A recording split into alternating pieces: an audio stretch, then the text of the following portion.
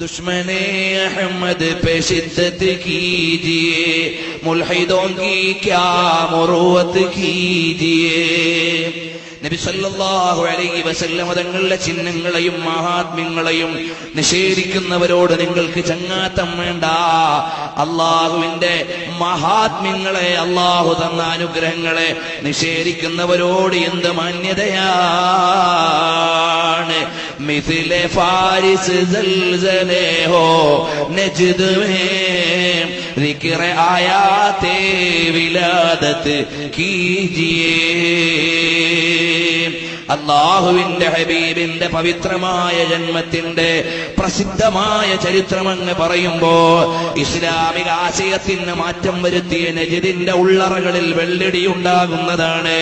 അവർക്കറിയില്ല ഗൈസ് മേൻ ജൽ ജായേ ബേദീനോं के दिल या रसूलुल्लाह या रसूलल्लाह की कसरत कीजिए.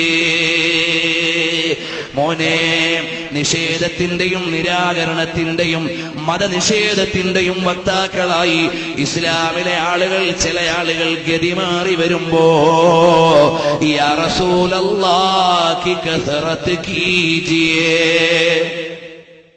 യാ റസൂലല്ലാഹ് ബുലാരേ ബുലാരിയേ ബുലാരിയേ, യാ റസൂലല്ലാഹ് എന്ന് വിളിച്ചുകൊണ്ട് നീ നിന്റെ ആദർശത്തെ സ്ഥാപിക്കണം. അവസാനമായി ഒന്നുകൂടി പറഞ്ഞ് ഞാൻ നിർത്തുകയാണ്. ലോകമാകമാനമുള്ള പ്രതിസന്ധിയുടെ നിഴലുകളിൽ നിന്ന് പരിഹാരത്തിന്റെ പറുദീസയിലേക്ക് വരാൻ, നമ്മുടെ കൈപിടിച്ച് മോചനത്തിലേക്ക് കൊണ്ടുപോകാൻ, എനിക്കും നിങ്ങൾക്കും രക്ഷയുടെ കവചങ്ങളിലേക്ക് എത്താനുള്ള ഏറ്റവും വലിയ വഴി എന്താണ് പെങ്ങളെ? എന്റെ ഈമാനുള്ള ചെറുപ്പക്കാരാ, വേ ടു സാൽവേഷൻ, മോചനത്തിന്റെ വഴി ഏതാണ്? രക്ഷയുടെ വഴി ഏതാണ്? വേറെ ഒന്നും വേണ്ട മോളെ.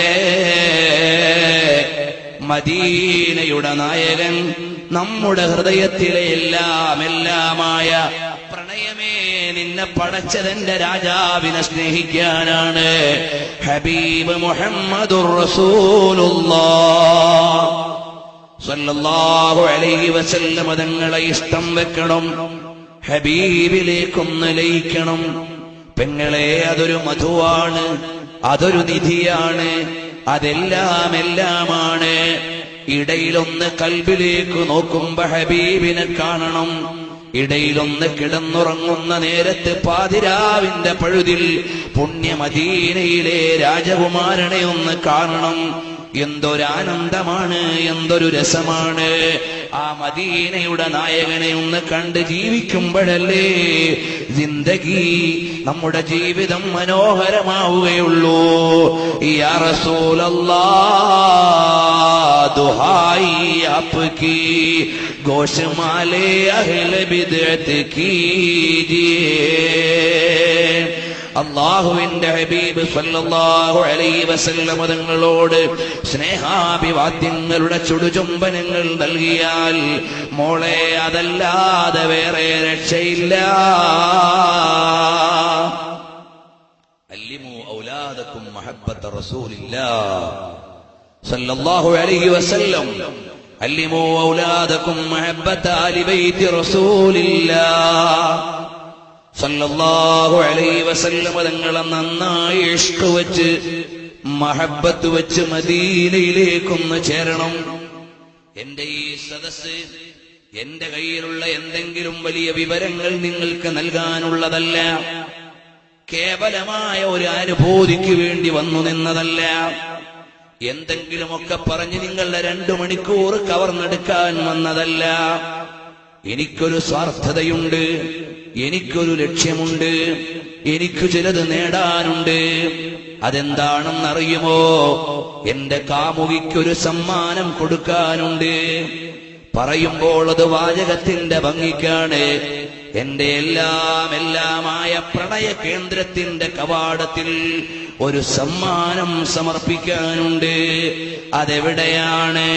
മദീനയുടെ ഉമ്മരപ്പടിയിലേക്ക് ഈ സദസ്സൊന്ന് കാണിച്ചുകൊണ്ട് എന്റെ ഹൃദയത്തിലെ രാജകുമാരനോട് പറയാനുണ്ട്, യാ റസൂലല്ലാഹ്, യേ തുഹ്ഫാ ഹേ, അല്ലാഹുവിന്റെ ഹബീബിന്റെ ഹദറത്തിലേക്കുള്ള ഒരു കാണിക്കയാണ്, സമ്മാനമാണ്, കാഴ്ചയാണ്. ഇതാ അവിടുത്തെ ഉമ്മരപ്പടിയിലേക്ക് വെക്കുകയാണ്. അതിനുവേണ്ടിയാണ് ഫലസ്തീനും സിറിയയും ലിബിയയും ലബനാനും ഡൽഹിയിലെ രാഷ്ട്രീയവും കേരളത്തിലെ ഇന്ദ്രപ്രസ്ഥങ്ങളും അധികാര കേന്ദ്രങ്ങളും എല്ലാം വരട്ടെ. റഹ്മത്തുൽ ലിൽ ആലമീൻ കേ ഹശ്ർ മേ മാനാ ഖുലേ മുझे भी ले जाएंगे जन्नत में, എന്നെയും നാളെ കൈപിടിച്ചു കൊണ്ടുപോകുമെന്ന് ഡൽഹിയിലെ ഹൈന്ദവനായ കവിക്ക് പ്രത്യാശയുണ്ടെങ്കിൽ ലാ ഇലാഹ ഇല്ലല്ലാഹ് വിശ്വസിച്ച് നമുക്ക് പ്രതീക്ഷയുടെ കവാടമാണ് മുഹമ്മദ്